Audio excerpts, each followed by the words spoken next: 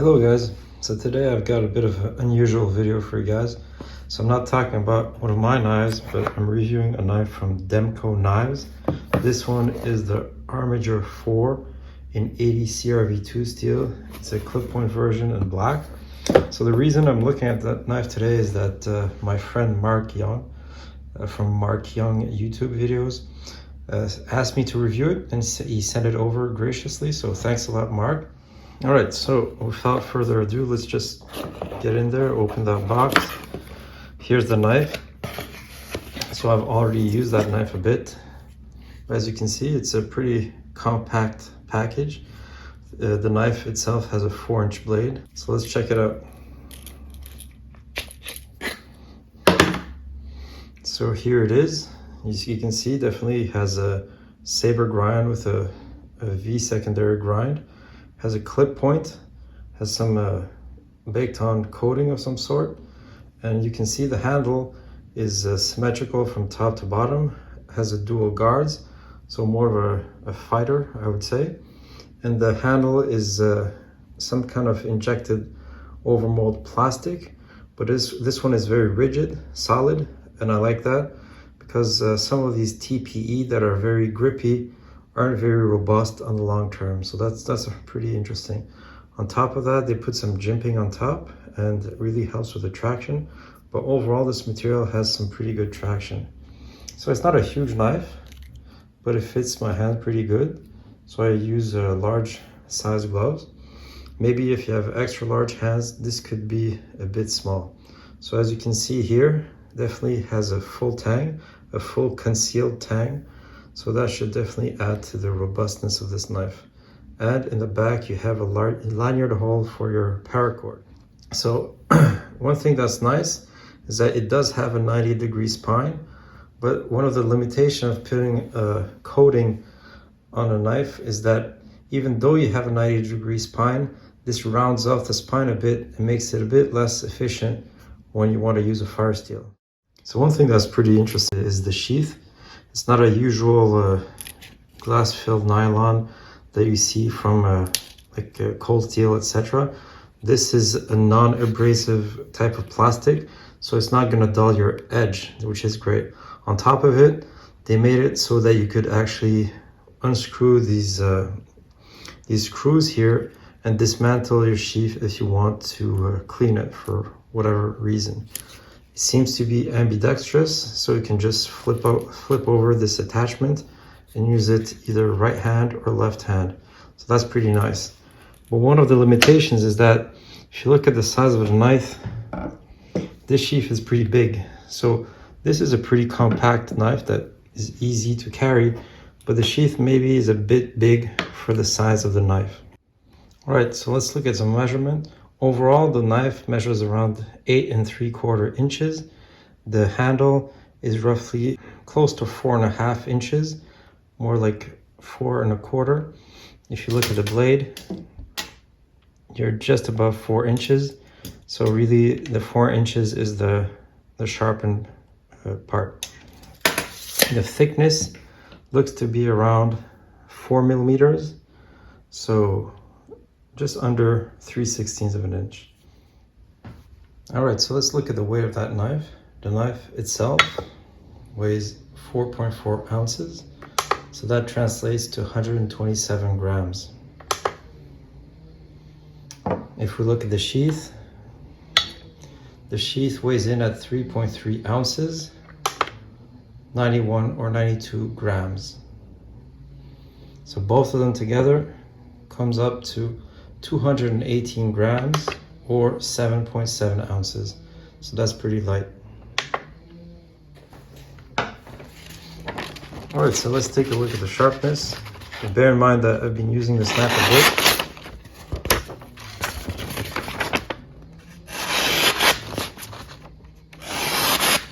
So overall, the sharpness is pretty good. All right, so we'll move on to some, regular cutting tests. So this is some 550 paracord. No problem. This is some double up cord. Goes through very easy. So I got some other types of cordage here, just thicker cord.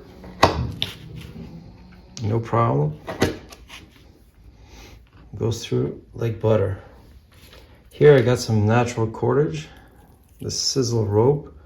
This stuff is pretty robust. Yeah, very easy to cut. No problem at all. And finally, this solid nylon rope. Easy. All right, so let's get outside and do some testing of the Armiger 4 knife. So during our hike, we found this big cedar tree. So we decided to collect some tinder to make our fire later. So we used the back of the spine, the 90-degree spine, to scrape off some of that tinder, and it worked pretty good. So when we arrived at our destination, we took some down branches and started to split them. Everything was soaked, so we needed to do some batoning to get inside the dry wood. So this, with a 4-inch blade, we can easily baton some 2 or 3-inch branches and logs, and it worked very well for that. Even though the blade is only 4 millimeters thick, the saber grind really helped with the batoning, as you can see here, and it worked very well. So we then moved on to make some feather sticks with the pieces of wood that we just split, and it was a pretty big challenge to get some thin curls. So I think it's because of the V grind that's pretty thick behind the edge. I personally think it would be much easier to get some thinner curls if the knife had a convex edge. We then tested the 90-degree spine to see if we could throw some sparks with a ferro rod. As you can see, it was a bit of a challenge. It didn't throw a lot of sparks, and the sparks weren't very big, most likely because of the coating on the blade. All right, so overall, what are my thoughts on that knife? So it performed pretty good. I have to say that because of the handle construction, it's more of maybe a fighting knife, a tactical knife. This double guard doesn't really help if you want to do some feather sticking. Your point of rotation is quite far from where you're cutting. Usually you want to put your thumb forward, and this guard can hinder that a bit, but it's not such a huge deal. But also the V grind is a bit on the thick side. I'm not sure the exact thickness behind the edge, but I think it could be a bit thinner. It didn't really perform that great during a feather sticking. I think if you put a convex on there, it would work way better. Another thing is that, yes, it does have a 90-degree spine, but it wasn't the greatest at getting these sparks with the ferro rod, most likely because of the coating.